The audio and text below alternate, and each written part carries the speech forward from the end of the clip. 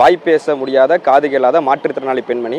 இவங்க வந்து பாச்சிக்கோட்டை பகுதியில் உள்ள அரிசி ஆலை, தனியார் அரிசி ஆலையில் பணிபுரிஞ்சிட்டு இருக்காங்க. இந்நிலை தான் ஞாயிற்றுக்கிழமை மாலையில் பணி முடிந்து வீடு திரும்புவதற்காக பேருந்துக்காக அங்கே பாச்சிக்கோட்டை பகுதியில் உள்ள பேருந்து நிறுத்தத்தில் காத்திருந்திருக்காங்க. அப்போது அந்த பகுதியில் வந்து மழை பெஞ்சிருக்கு. அப்போது அந்த வழியாக இவருக்கு, அதாவது மாற்றுத்திறனாளி பெண்மணிக்கு அறிமுகமான நபராக கூறப்படும் மணக்கொள்ளை கிராமத்தை சேர்ந்த சேகர் அவரது நண்பரான மாரிமுத்துவுடன் காரில் போய் அந்த பெண்மணியை நான் வீட்டில் விடுறேன் அப்படின்னு சொல்லி அழைச்சிட்டு போயிருக்காங்க. அப்படி அழைச்சிட்டு போகும்போது தான் வந்து இந்த கொடூர சம்பவம் நடந்திருக்கு. அவங்க மணக்கொள்ளைக்கு, அதாவது அந்த பொண்ணோட ஊர் சைடு, ஊர் பக்கம் போகாம அந்த வாகனமானது வந்து மாற்றுப்பாதையில் பயணிச்சிருக்கனால அந்த வாய்ப்பேச முடியாத காதுகளாத மாற்றுத்திறனாளி பெண்மணி பல்வேறு கட்ட போராட்டத்தில் வந்து அந்த காரில் இருந்த இருவரோடையும் ஈடுபட்டிருக்காங்க.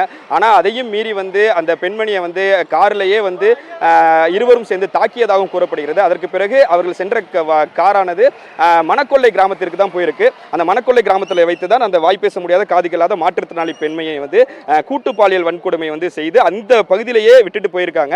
இதனால் அதில் காயமடைந்த பெண்மணி தட்டு தடுமாறி வந்து சாலைக்கு வந்திருக்காங்க. அப்போதுதான் கரம்பக்குடி காவல் நிலையத்தில் பணிபுரியக்கூடிய பெண் காவலர் வாசுகி அந்த பகுதிக்கு செல்லும் போது பொதுமக்கள் வந்து ஒரு கூட்டமாக இருந்திருக்காங்க. அப்போதைக்கு அந்த பெண்மணியை விசாரித்த போதுதான் வந்து தனக்கு நேர்ந்ததை வந்து வாய்ப்பேச முடியாத காதுகளாத நிலையிலேயே வந்து செய்கை முறையில் எடுத்து கூறியிருக்காங்க. உடனடியாக வந்து அந்த பெண் காவலர் வந்து 108 ஆம்புலன்ஸுக்கு தகவல் தெரிவித்து 108 ஆம்புலன்ஸ் மூலமாக ஆலங்குடி அரசு மருத்துவமனைக்கு அந்த பெண்மணி அழைச்சிட்டு போயிருக்காங்க.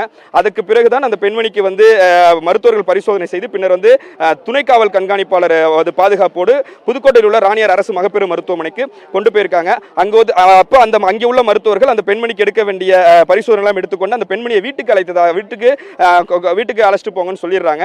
அதற்கு பிறகுதான் அந்த பெண்மணிக்கு அதிகாலையில் வந்து, அதாவது நேற்று அதிகாலையில் வந்து அந்த பெண்மணிக்கு வந்து உடல்நலக் குறைவு ஏற்பட்டு உடனடியாக கரம்பக்குடி அரசு மருத்துவமனைக்கும், அதற்கு பிறகு புதுக்கோட்டை அரசு மருத்துவக் மருத்துவமனை, அதற்கு பிறகு ராணியார் அரசு மகப்பேறு மருத்துவமனையில் அனுமதிக்கப்பட்டு தற்போது அந்த பெண்மணிக்கு வந்து தீவிர சிகிச்சை அளிக்கப்பட்டு வருகிறது. இந்நிலையில் தான் மலையூர் காவல் நிலையத்தில் வந்து கூட்டு பாலியல் வன்கொடுமை உள்ளிட்ட 5 பிரிவின் கீழ் வழக்கு பதிவு செய்து இந்த கொடூரமான செயலில் ஈடுபட்ட மணக்கொள்ளை கிராமத்தை சேர்ந்த 56 வயது நபருடைய மாரிமுத்து வந்து கைது பண்ணியிருக்காங்க. மேலும் இந்த வழக்கில் குற்றவாளியாக உள்ள அதே பகுதியைச் சேர்ந்த 55 வயது மதிக்கத்தக்க சேகர் என்பவரை வந்து கைது செய்யல.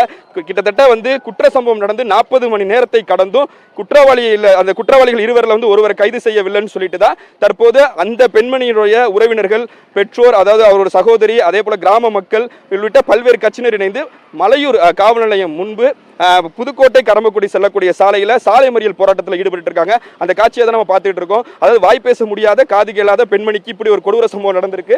அவங்களுக்கு வந்து உடனடியாக அவர்களை குற்றவாளியை கண்டுபிடிக்கணும், தகுந்த தண்டனையை வந்து பெற்றுத்தரணும் தான் சொல்றாங்க.